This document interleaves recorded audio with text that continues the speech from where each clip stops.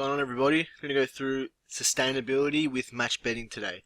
One of the, the most important aspect of a match better, hands down. Yet, 99% of match bettors disregard.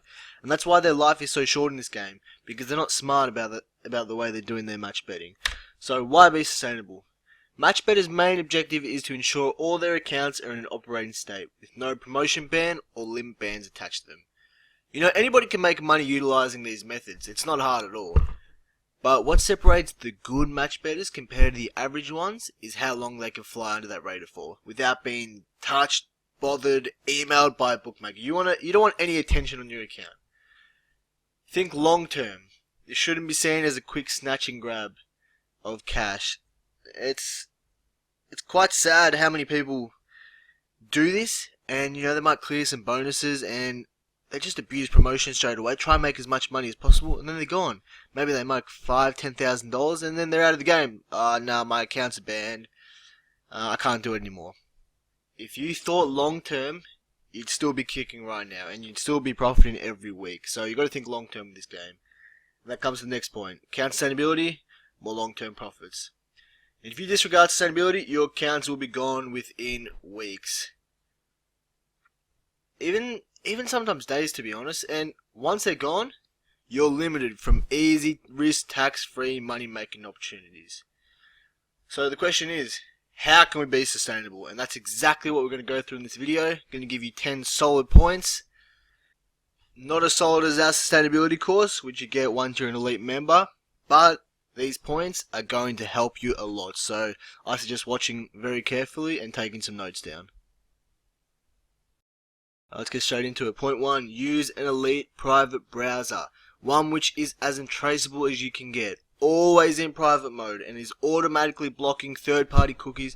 And guess what? When you close that browser, bang! It's going to clear all first-party cookies and all the history that came with it. It's a simple and safe approach which might be the difference between you being alive or dead in this game. I suggest separating, your everyday Facebook. I don't know what else you get up to on your computer. But when you do match betting, kick it over to the elite browser. No stress. And if you don't want to do elite browser, I don't actually recommend doing this. What I recommend is minimum elite browser. We have some stuff in the sustainability course which goes into your command prompt and kind of blocks things out. As I said at the bottom here, bookies are known to check cookies. They're not also known to check cookies. They're known to come into your computer, grab all your information to see what you're looking at, and pretty much what it does, it's like a spiral. It comes into your computer, starts spinning around, gets all the information, and bang, straight back up into the sky, straight into the bookmaker's hands. So I'd never suggest doing this, but if this is what the least I can say for you guys, and that's use incognito mode on Chrome, and take 2 seconds out of every day to clear that history. Alright, point 2. Round your bets to the nearest $5. Oh! And no $17 bullshit, man. The amount of times I've seen members put $17, 17.25. You don't do that. That is just how you get stung. Right there. This is what all the newbies do. They put, they go on the calculators and it tells them to put 17.25. And that's what they do, and then bang, they're gone. Agencies look at bets like that. They're going to know you're a match better straight away. No decimals. Nearest 5 all the time. Trust me. Next one. Only bet on main sporting events plus Australian horse racing. You want to stick to high profile events, one which punters live for. Some examples: AFL, NRL, popular soccer leagues, EPL, Champions League, World Cup is coming up, that one's going to be great. NBA and tennis, Grand Slams only. Don't go the ITF, don't go the ATP, even if it's got good turnovers and whatnot. Just stay away from it. There's a lot of rules in tennis as well, which are a bit iffy, so you can get into a bit of trouble there as well. Some other good options: NFL, baseball, cricket, and Super Rugby. So pretty much by betting on high profile events, it gives us a much better chance of blending in with the mug punters. And I don't actually say this at the start, but that is actually the ultimate aim. Looking like a mug punter. These agencies, they love mug punters. They love the people who hand them money. So that's what you want to look like. And also, you want to stick to similar betting patterns throughout your accounts. So what I recommend is Australian horse racing is a must, and a handful of sports. There's an example below. But pretty much, think about it. Imagine you have an account and you bet on AFL and NRL during the week. Monday comes around and all of a sudden you've decided to place a bet on an ITF tennis tournament. And then you go to place a bet in, China on softball. So all of a sudden you've gone from AFL to NRL to ITF tennis to China softball. Do I need to say much more there? That looks pretty sus, doesn't it? Like, who bets like that? Match bettors. That's who bets like that. Punters don't bet like that. So like I said, stick to high profile sports and maybe just stick to a bunch of them. I just realized this is supposed to be 3.1, but you know what? Life goes on. On to the next point. Avoid arbitrage bets. Bookies have really gotten onto general arbitrage, and it's one of the reasons we had to really make a shift from arbitrage to match betting. Those who knew us know we were very into our arbitrage betting, especially on the horses. A lot of big profits there. A lot more profits in the short term using arbitrage methods, but it will lead to your account being banned much quicker. Like I said at the start, you got to think long term. Long term is match betting. And you know what? If you're banned from arbitrage, you're also banned from promotions. Whereas if you get banned from promotions, you're not actually banned from, undertaking an arbitrage betting. Unless they've completely wiped your account.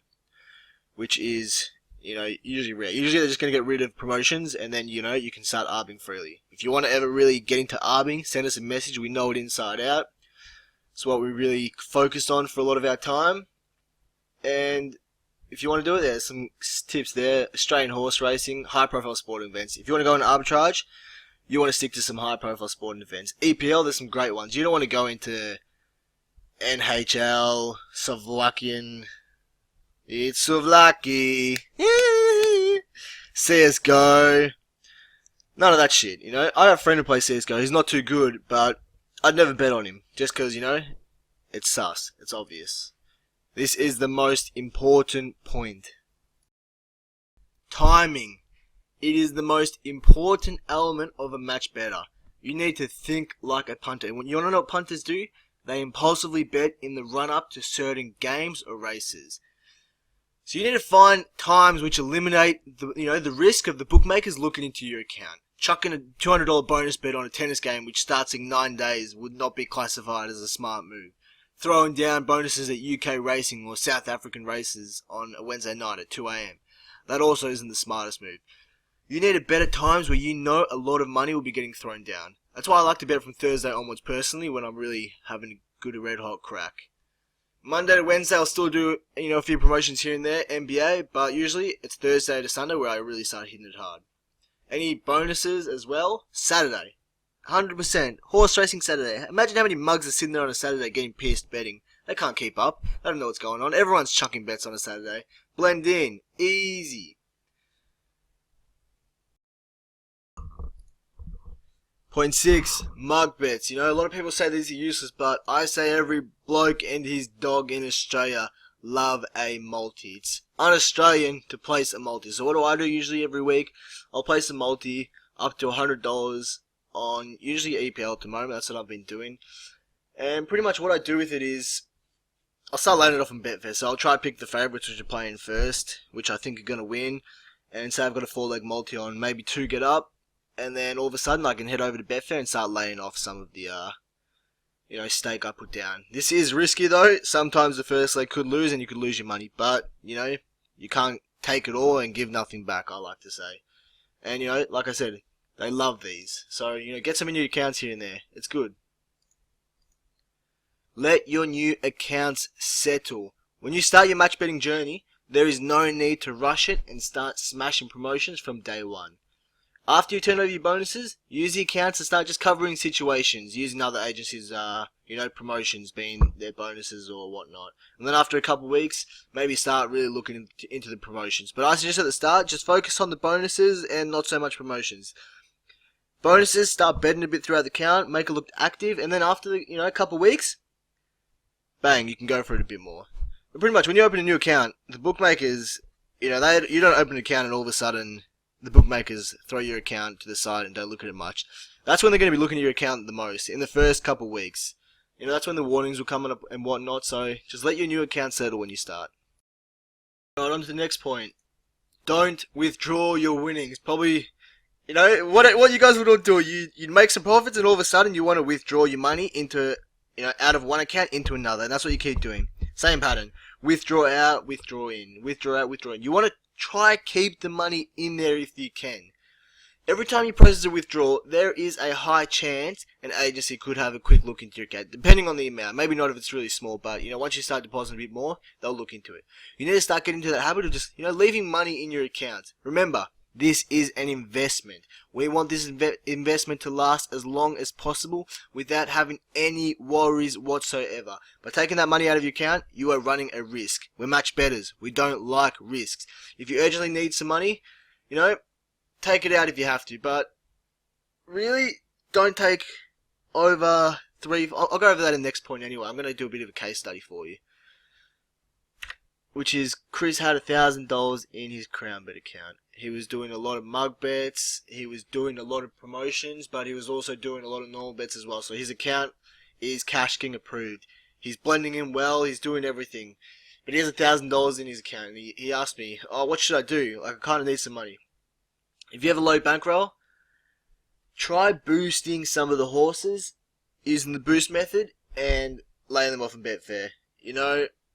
Most of the time you can pick a loser. I'm not saying you're always going to pick a loser, because there might be a time where you do it to a $10 horse and that $10 horse wins, and all of a sudden that account is at 4,000 or 5,000. But that is one way you can do it. Or if you need some money, just withdraw $350 to $400. I'd never withdraw over $400. But, you're doing all those mug bets, promos, normal bets, go for it. You're pretty safe right now. You can withdraw that money. High bankroll, don't even withdraw. There is no need to withdraw, like I said in the last point. Keep it in there. Appreciate an investment. More money, more returns. But hey, well, let's also say Chris wasn't doing this, and maybe he was just doing promotions, and he was doing 70% promotions and 30% normal bets, and he went to withdraw, a bit of money. Most of the time, it could be safe, but I would not even risk it. I would, try to fight your way out of it and get some of that money into other accounts. Do everything you can possible. If you weren't doing all this, then, you're a bit in trouble. And I just want to go back to this quote here. One of our members said, if all you're doing is withdrawing every so often, you won't look like a mug punter for long. That's a great quote. And, I suggest you guys write that down somewhere. Maybe put it on your desktop, Maybe put it on your wall. Maybe a poster. I don't know. Just remember it. Now, you know what? Remember that, but I want you to remember this one a bit more right now. This is the biggest one, which will just save you all. Alright. Have a quick look. I'm just going to go silent for a bit so you can just look at that. Alright, I'll go one more for you now. That's the next one. Alright, I don't know if, you got the message, but don't abuse promotions. Don't abuse promotions. So many people, all they do is promotions, and then they're banned. Boop! They're banned. They're crying. Oh, my account's gone. I can't do much betting. This shit sucks. No, you suck because you're abusing promotions. You need to understand that you can't back them all. Just like in investing, you can't win them all. Guess what? In match betting, you can't back them all. You need to be selective with the promotions you choose. Maybe stick to some of Calvin's promotions of the day each week, which we give. The blueprints where you can just follow along and we pretty much make money land in your lap. And, you can do that instead of hitting every promotion available. And if you are not selective, you will only appear as a promotional betting client. And that's the last thing you want to do. I'll go into that. What happens when you abuse promotions a bit too much? Who comes into play there? And stay away from promotions which bookies have the upper hand in, such as first goal / try scorer promos, point score promos. Stay away from those. Like a true Cash King, pick only a selection of promotions each week to hit. Like I said, we publish some of our favourites in Calvin's Promos of the Day and our racing calendar. I'll put the link below if you want to check that out. And, we've got some very interesting methods on the boost as well in our elite course. On to point 9, mix up promotion bets with normal bets. So this is how it kind of goes. Step 1 is you place your promotion bets. Issue 1, your account is now littered with promotion bets. And remember I told you in the last slide that if you withdraw too much, someone comes into play which can cause some issues? Well, you won't guess who comes into play. They are called the Bookie CIA. I shit you not. They call themselves the Bookie Police Force. And what they are is a try-hard version of the CIA.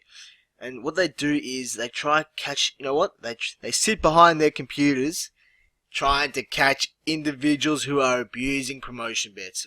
Any tryhard bookie police officer who comes across your account only to find a transaction history filled with promotional bets will buy your accounts within minutes. To all bookies, you are not a valuable client to them, bringing in profits. Remember, we've got to think like a punter. It's all bookies love. Punters who lose money. So that's what we've got to try and look like, and we've got to think like. Now, I'm going to show you like a bit of a ladder so you understand where the bookie CIA sit. Kind of have the CIA, police force, Wilson Security, McDonald's Security, and then there they are. They're the boys. Look at them. Look at them. Fucking dogs.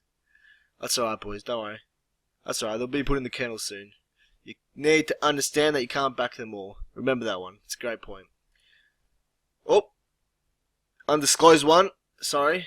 Wasn't supposed to show that one. Solution. Normal bets. You gotta have some of them. You can't just be sitting there abusing promotions. So there are ways to avoid this bookie police force.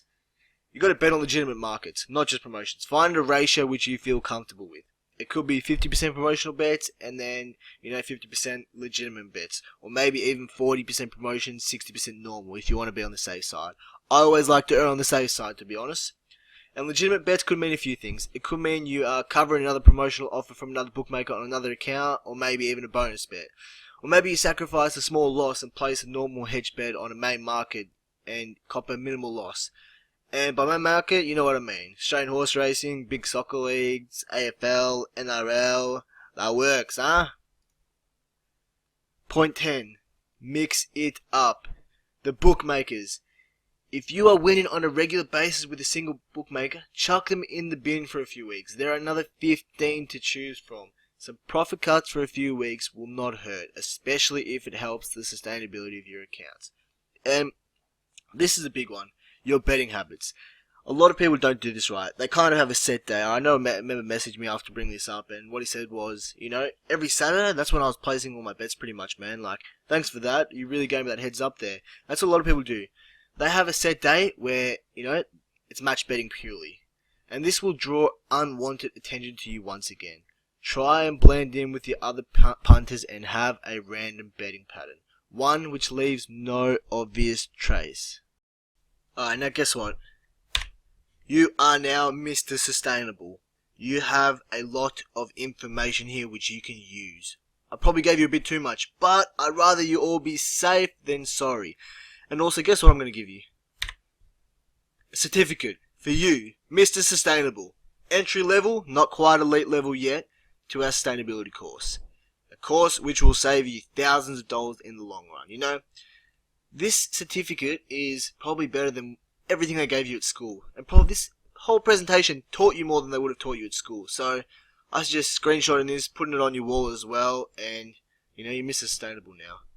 But you are not an elite sustainable.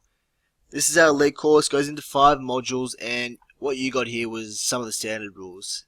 We have a lot more information here. This one's a great one, kind of blocks out that whole cyclone coming in. We have a video which shows you how to change your settings, understanding the bookies and how they understand you. Great read here as well.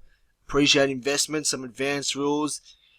It's packed, and there's a reason we're kind of giving this out for free, and it's because it really will save you thousands of dollars. It will keep you safe. Not completely safe. Obviously, it's going to come to a time where your accounts will get banned.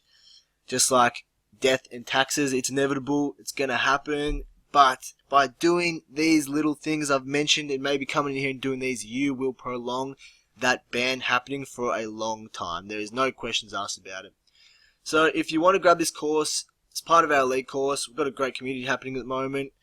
A few hundred already signed up to this. Great course here. We've got the community happening. It's just a great place to be with a lot of assistance happening. Everyone's helping each other. So if you want, I'm going to put a 5% discount below for you guys. Also, while you're at it, hit the subscribe button. Going to do a lot more of these videos for everyone. Take care, and remember, no accounts, no clue. Speak soon.